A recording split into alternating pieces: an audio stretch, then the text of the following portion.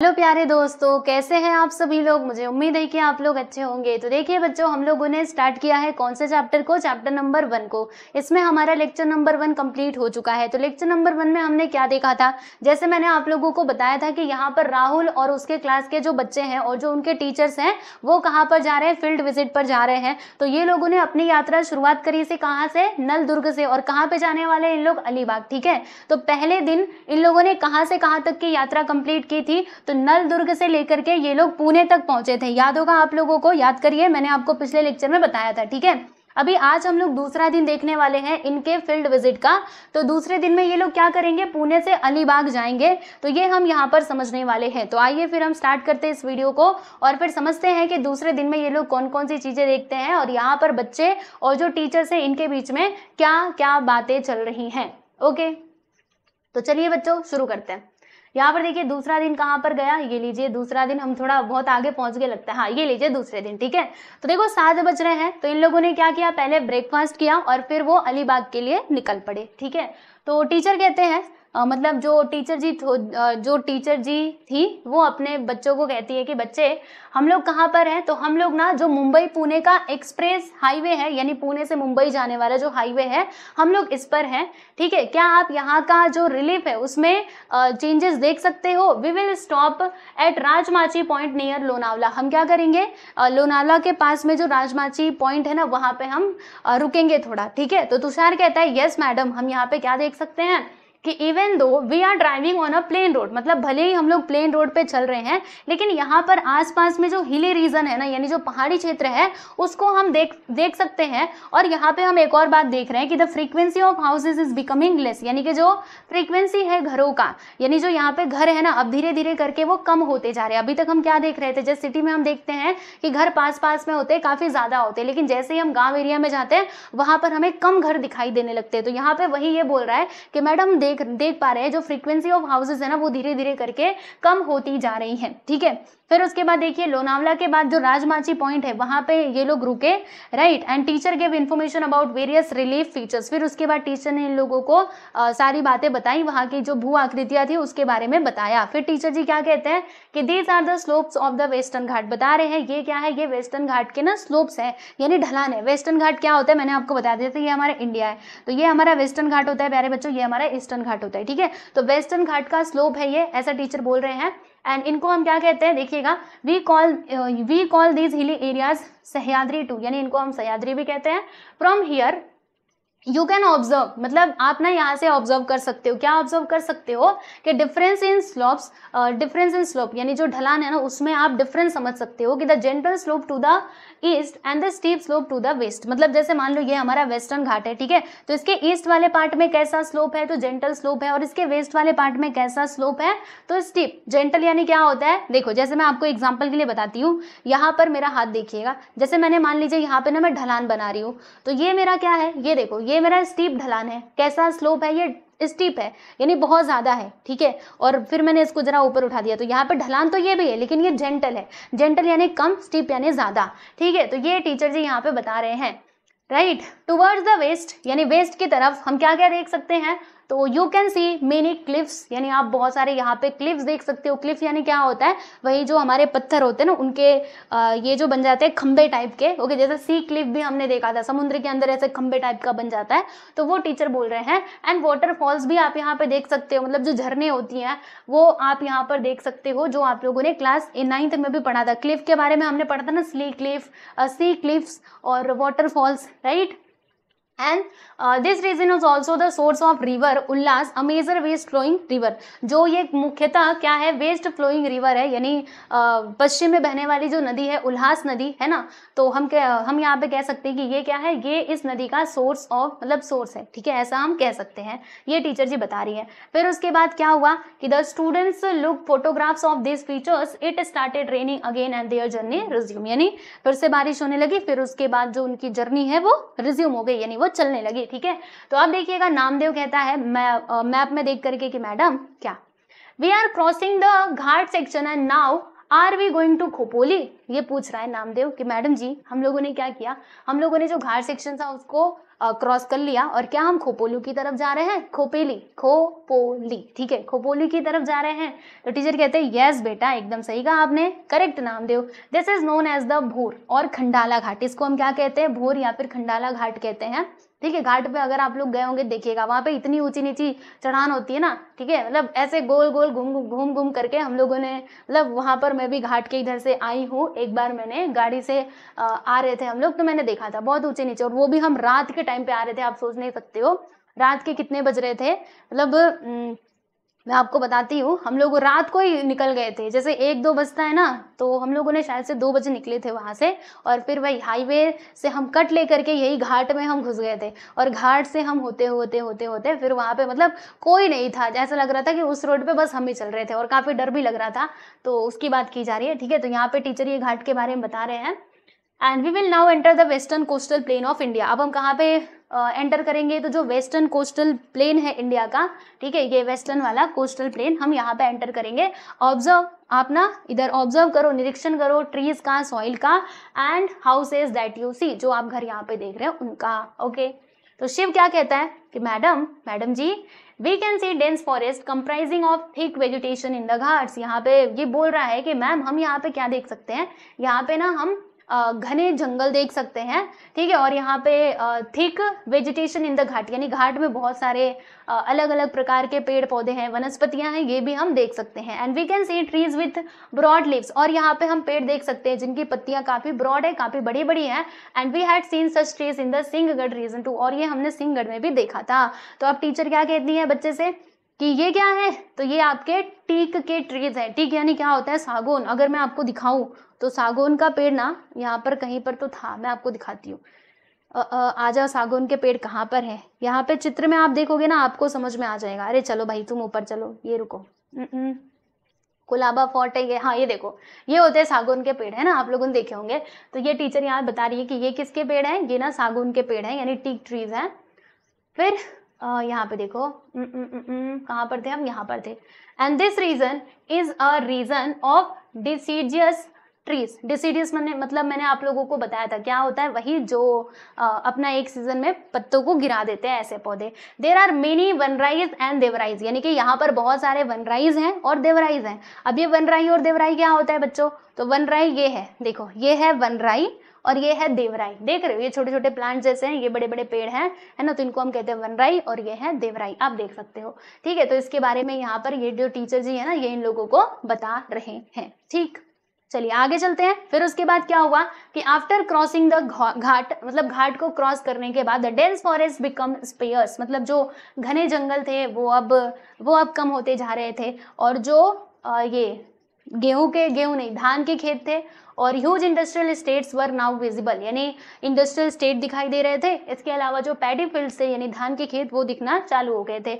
नजमा क्या कहती है कि madam I can feel a change in a weather, मतलब मैं यहाँ पे फील कर सकती हूँ कि जो मौसम है ना उसमें कैसे बदलाव हो रहा है। It is getting hotter and I have started perspiring, मतलब मैडम जी यहाँ का जो वातावरण है ना वो कैसा गर्मी जैसा मुझे महसूस हो रहा है, और मुझे ना पसीना भी आ रहा है। परस्पायरिंग यानी मतलब क्या होता है, पसीना आना। ठीक है मैडम जी ना, मुझे बहुत गर्मी हो रही है, पसीना भी आ रहा है। तो टीचर कहते हैं yes you can feel the change in the air, आप ना यहाँ पर जो एयर है उसमें चेंज फील कर सकते हो। Because of increase in humidity in the air we start perspiring and skin becomes sticky, यानी टीचर बोल रही है कि ह्यूमिडिटी की वजह से क्या होता है, जब एयर में ह्यूमिडिटी होता है ना, ह्यूमिडिटी मैंने आप लोग को बताया था, याद कीजिए क्लास 8 में हमने पढ़ा था। क्या होता है कि एयर के अंदर जो वॉस्प जो ये पानी के वेपर होते हैं ना, वाटर वेपर, ठीक है, तो उनकी जो मात्रा होती है उसी को हम क्या कहते हैं बच्चों, ह्यूमिडिटी कहते हैं।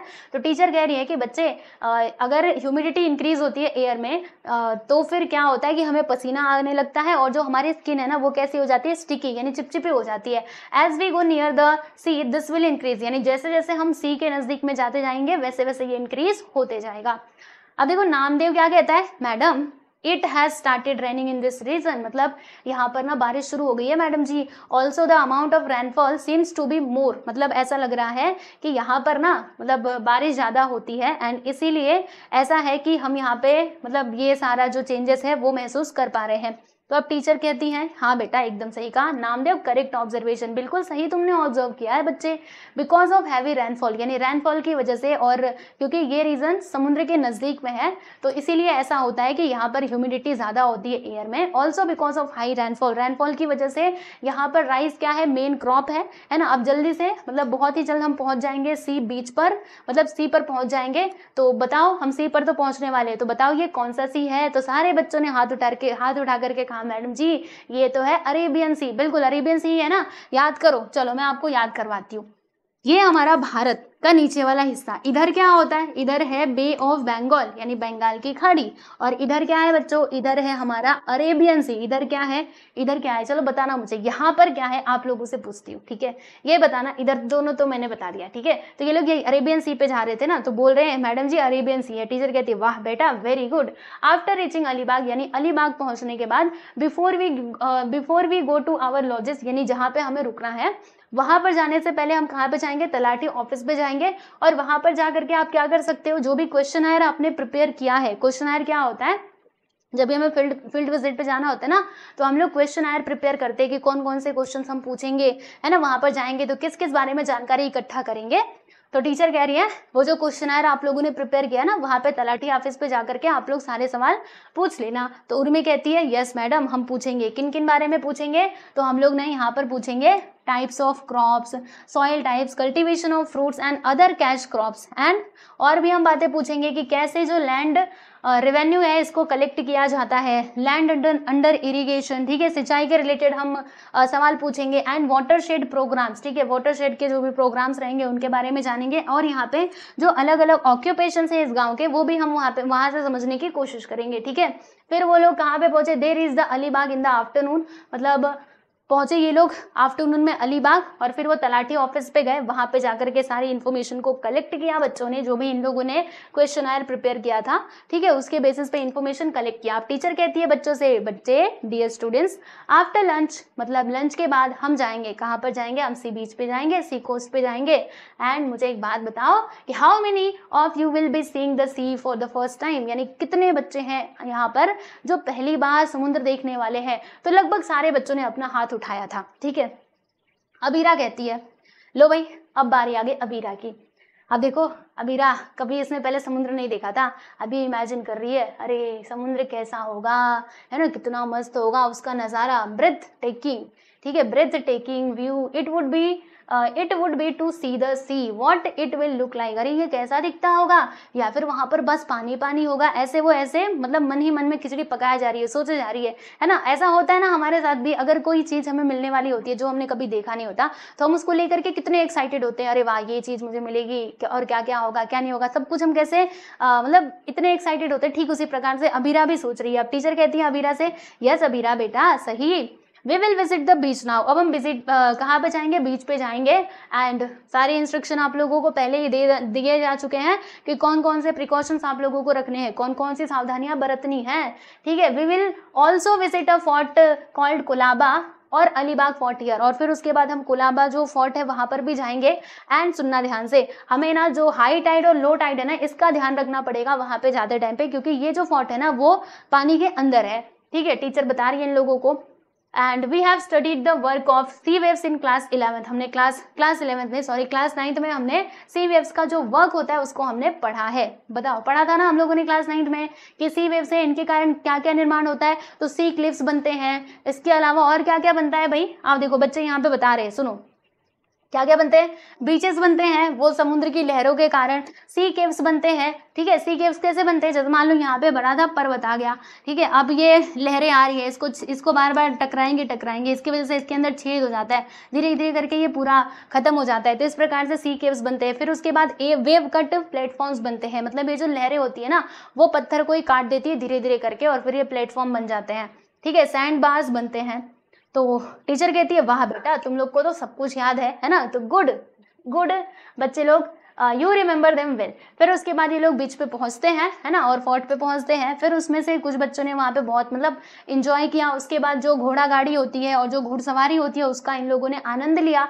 ठीक है, फिर नेहा कहती है कि मैडम ये वाला जो किला हम देख रहे हैं ना, this is different from the first two, यानी जो नलदुर्ग का हमने फोर्ट देखा था, जो सिंहगढ़ का देखा था, उससे ये अलग है। तो टीचर कहती है यस बेटा बिल्कुल ये अलग है, क्या आप यहाँ पे इसका डिफरेंस बता सकते हो? तो नेहा कहती है हाँ मैडम मैं बता सकती हूँ, ये वाला जो किला है ना ये तो देखो पानी में बनाया गया है, जबकि वो तो हमने लैंड यानी कि जमीन पे देखा था। तो मैडम कहती है यस बेटा वेरी गुड, ये जो यहाँ पे फोर्ट आप देख रहे हो ना, ये जो किला आप देख रहे हो,